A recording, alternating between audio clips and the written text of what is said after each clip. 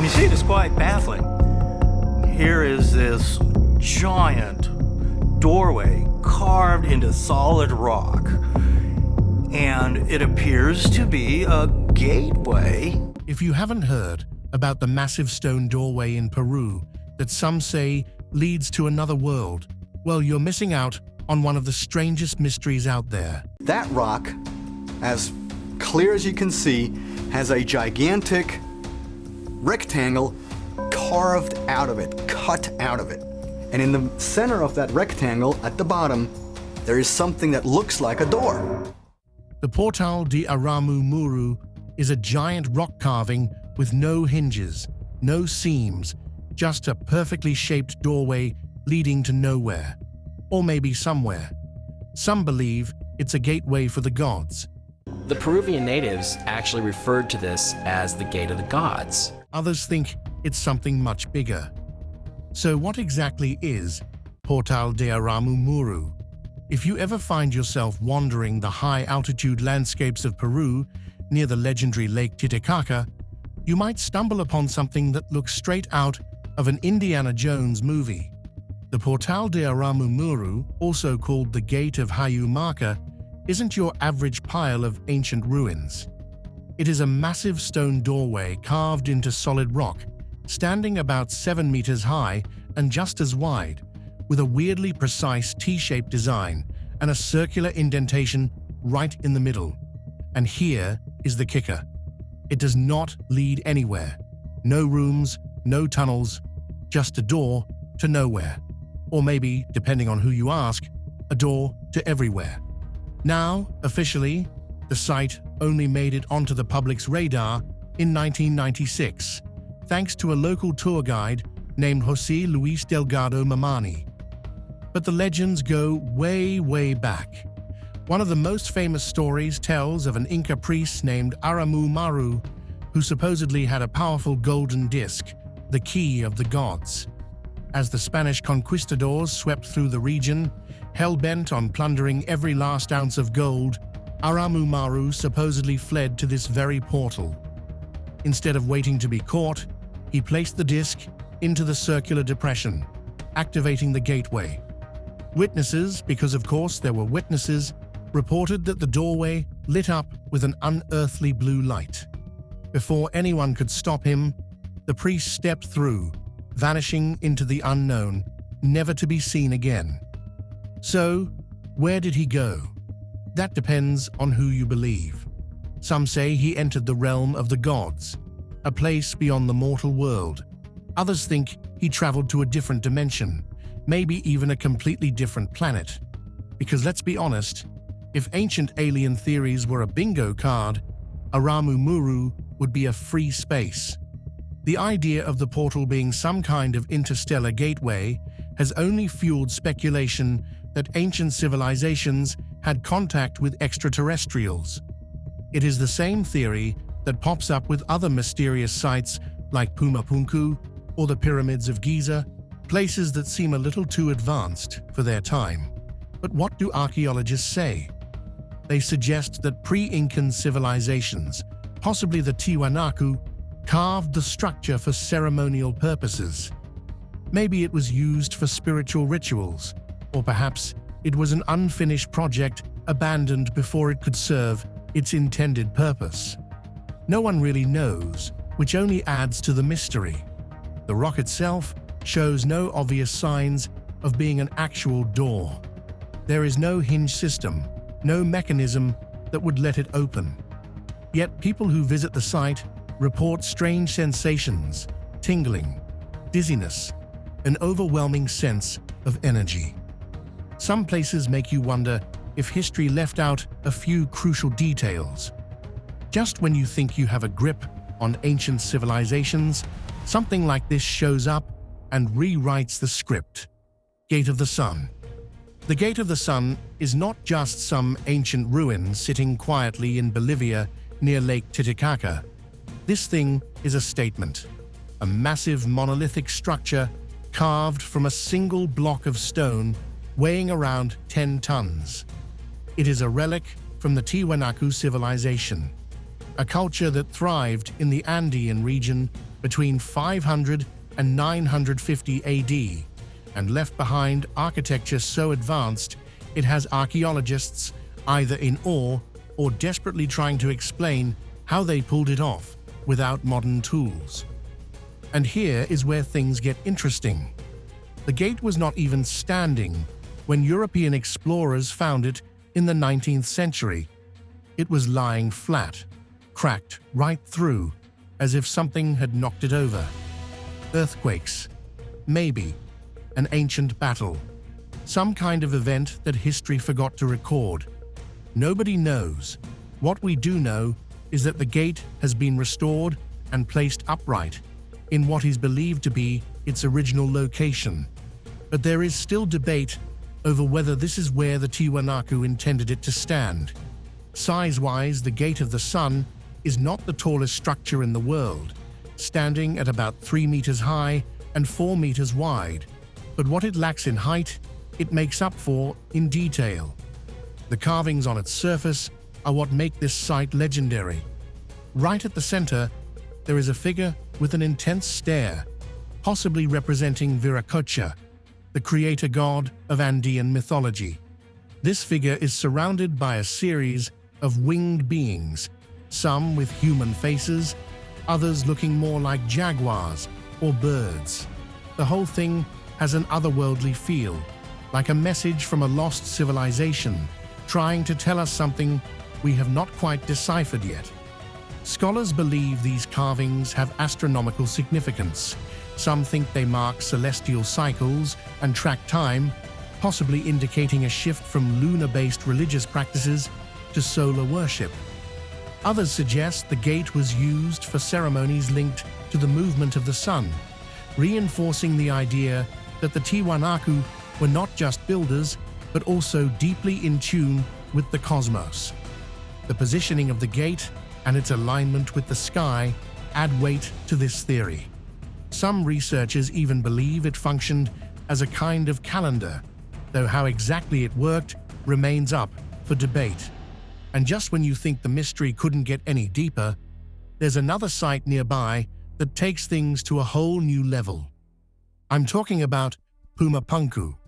Pumapunku is not just old, it is ancient in a way that makes you question everything you think you know about history. Sitting near Tiwanaku in western Bolivia, this place is part of a civilization that rose and fell long before the Inca ever showed up. The Tiwanaku people built it sometime between 500 and 600 CE, back when massive stone structures were apparently just something they did for fun. But here is the catch. The way they built it does not make sense. Not for their time, not even for centuries afterward. This place was not just a temple or a fortress. It was something bigger, something more important. The Tiwanaku civilization believed this was a creation site, the birthplace of the world itself. This was not just where people gathered to pray. This was where the gods themselves touched the earth. And when you look at what they built, it is hard to argue. The entire complex is a masterpiece of engineering. A T-shaped platform mound rises above the landscape, layered with terraces that must have taken years to carve and construct. Below that, a sunken court stretches across the site, its walls lined with enormous stone blocks that fit together so perfectly you would think they were sculpted by machines. And then there are the stones themselves. These are not small. They are not light. Some of the biggest slabs reach nearly 8 meters long and weigh over 130 tons. That is about the weight of 2 fully loaded semi-trucks. And yet here they are, perfectly arranged with no mortar, no binding agent, just sheer precision. The edges are laser sharp. The angles are mathematically perfect.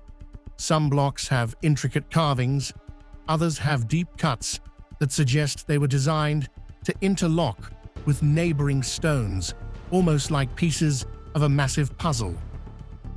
The base of the site itself is another marvel, constructed with layers of sand and composite materials, almost as if they knew how to create a stable foundation capable of holding these massive structures indefinitely. Modern researchers have thrown everything at Pumapunku, trying to figure it out. 3D mapping, computer models, ground-penetrating radar. Every new discovery just makes the place even more fascinating.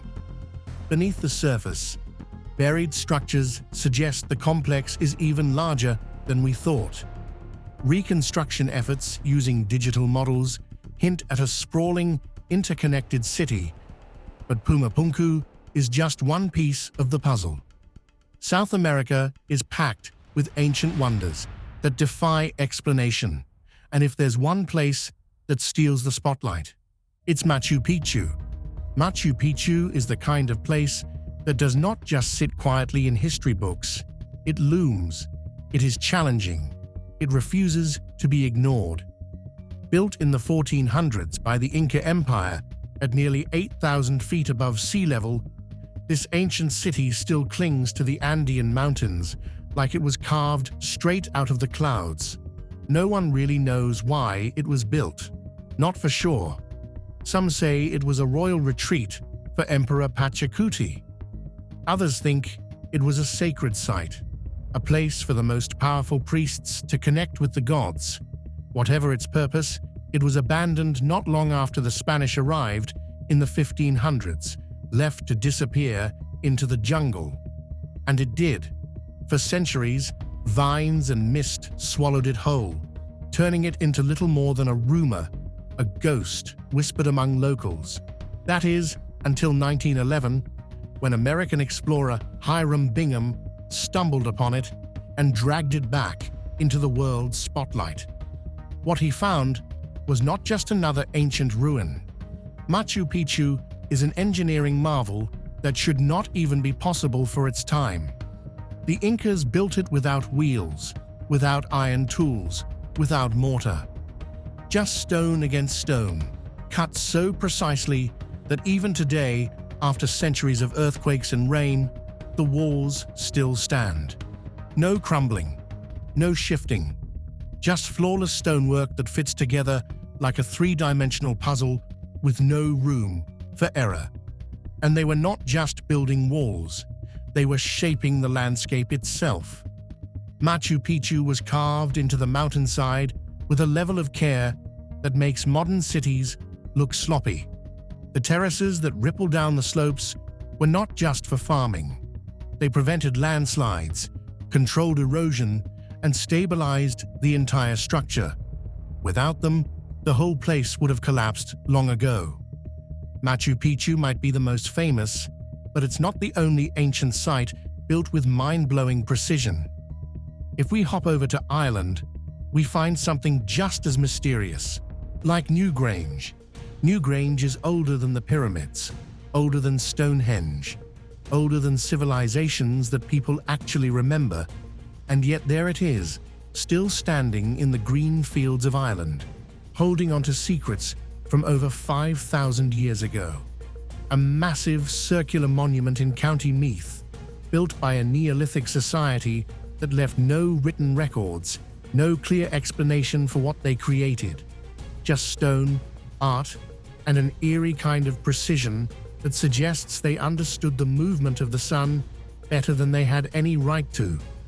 At first glance, Newgrange looks like a giant grass-covered mound, but step closer and things start getting strange. A long, narrow passage leads deep into the heart of the structure, ending in a chamber shaped like a cross. Human remains were placed here once, the bones of a people whose names are lost. The walls are carved with spirals, triangles, and strange symbols that might have meant something profound, or might have just been the world's oldest doodles. No one really knows. And then there is the solstice. Every year, at the exact moment of sunrise on the shortest day of the year, something incredible happens. A beam of light pierces through a hidden opening above the entrance, traveling down the passage, creeping across the floor, and striking the very center of the chamber. For just a few minutes, the entire space glows with golden light before the darkness swallows it again for another year. This was not an accident. This was not some lucky coincidence. Whoever built Newgrange designed it to do this on purpose, timing it with absolute precision. Maybe it was a calendar. Maybe it was a ritual. Maybe it was a message carved in light, meant for gods or spirits, or whatever they believed was watching. The fact that it still works after 5,000 years, after all the changes to the landscape and the passage of time, is nothing short of unbelievable.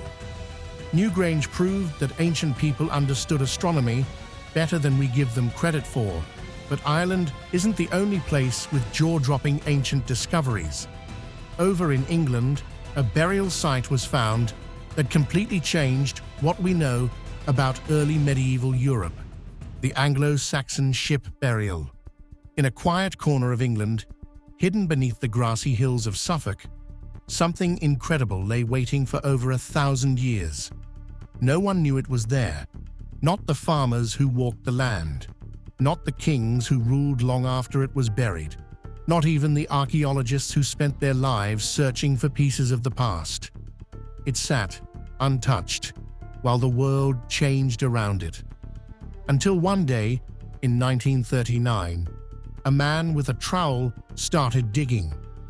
And what he found was beyond anything he could have imagined. Buried beneath the earth was a ship, not floating on water, not wrecked on a shore, but deliberately placed in the ground, as if someone had meant to send it sailing straight into the afterlife. This was no ordinary grave. This was a burial fit for a king. The ship stretched nearly 90 feet long, its outline still visible in the sand where the wood had rotted away. Whoever had been laid to rest here was someone important, someone powerful, and they had not been buried alone. Surrounding them was treasure: gold, silver, weapons, armor, things so finely crafted that even today, experts struggle to understand how they were made. The most famous piece was a helmet, an iron mask with a face that looked like something straight out of legend. It had been decorated with fierce patterns, a symbol of war and power. Whoever wore this had not just been a leader. They had been a warrior, a ruler, a person whose death had mattered enough for people to spend days, maybe weeks, dragging a whole ship up a hill just to bury them in it. But who were they? That is the great mystery. Many believe it was King Redwald of East Anglia, a ruler from the early 600s who sat somewhere between the old pagan gods and the new Christian faith that was sweeping through England. If it was him, then this burial wasn't just about honoring a man. It was about a kingdom changing, about warriors clinging to old traditions while the world around them transformed. The Anglo-Saxon ship burial showed how the dead were honored with incredible treasures. But what if the burial site itself was just as mysterious as the people inside? That brings us to the hypogeum of Halsaflieni. Malta is small, tiny even, just a dot on the map. But 6,000 years ago, the people who lived there did something so strange, so unbelievably advanced, that even today, experts are still trying to wrap their heads around it. They didn't just build a temple, they went underground. Deep in the rock, cut straight into limestone, they carved out a whole world. Rooms, passages, halls, some wide and open, others small and secretive. It wasn't just a cave. It wasn't just a grave. It was a place of power. And maybe, just maybe, it was meant to connect the living with whatever waited after death. The hypogeum of Halsaflieni is like a time capsule from the Neolithic age, and it's so well hidden that no one even knew it was there until 1902. A construction crew was digging for a new building when the ground collapsed under them. What they saw in that dark hole must have sent chills down their spines. Skeletons, thousands of them. strange carvings on the walls, a passage leading even deeper into the earth. The more archaeologists explored, the weirder it got. The place wasn't built all at once. The top layer was the oldest, closest to the surface. This was where it all started, where people first dug out burial chambers and natural caves. But then they went further, carving out a middle level filled with chambers that looked almost designed for rituals. Red ochre paint covered the walls in spirals and strange patterns, as if whoever made them was trying to speak in a language of symbols. Malta's underground chambers were impressive, but Turkey took it to another level, literally. Derinkuyu underground city. People have built cities in jungles, deserts, and even on top of mountains. But in Cappadocia, Turkey, they did something completely different. They went straight into the ground, deep into soft volcanic rock. They carved out an entire city, big enough to hold 20,000 people. Homes, schools, churches, stables, everything a person could need, hidden away like a secret world. Derinkuyu wasn't just some tiny hideout. It stretched down at least 85 meters, with levels stacked on top of each other like a giant underground beehive. And for centuries, no one even knew it existed. Then, in 1963, a man renovating his house knocked down a wall and found a tunnel behind it. That tunnel led to another, and another, until suddenly he was standing inside a lost city. People have been carving into Cappadocia's soft rock for thousands of years, but Derinkuyu might have started as early as 3,000 years ago. Some say it was the Phrygians who started digging. Others think it was even older than that. But over the centuries, different civilizations expanded it, shaping it into a place where thousands could live in total secrecy. Turkey had cities underground, but Peru carved temples into the mountains, like Chavin de Huantar, high up in the mountains of Peru, far away from the modern world.